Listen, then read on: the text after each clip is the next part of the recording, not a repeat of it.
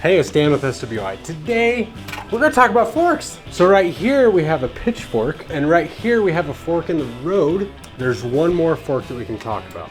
Pallet forks.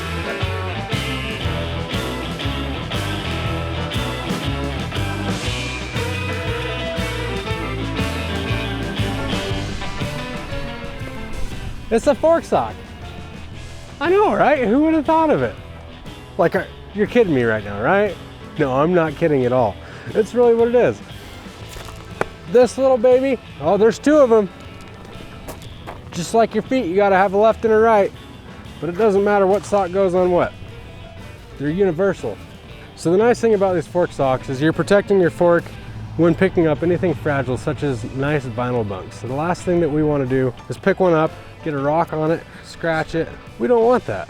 We want to go the extra mile. We want to make sure that your fence is maintained and cared for. Here at SWI, we do things right.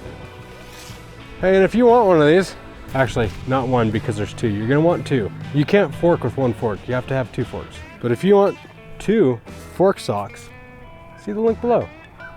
Obviously, you're trying to use this as a barrier to keep your vinyl and whatever else, trying to keep everything from scratching. If you're dealing with anything fragile and you don't want to scratch it, I would recommend these because it's a nice barrier between the fork and whatever it is that is fragile that you're picking up that can't be scratched. The nice thing is it is a sock, so that way it can't slide off. You don't want to just throw them out in your yard when you're done with them, because what's going to happen? They're going to get wet and they're going to get all filled with dirt and dust and whatever else. Just keep them up, keep them away from the dust and the elements. So that way you can use them time and time again. And that way you can protect whatever it is that you're picking up. Fork socks and caring for vinyl. Just one more reason that we are Wyoming's Fence and Gate Company. And you have a good dang day.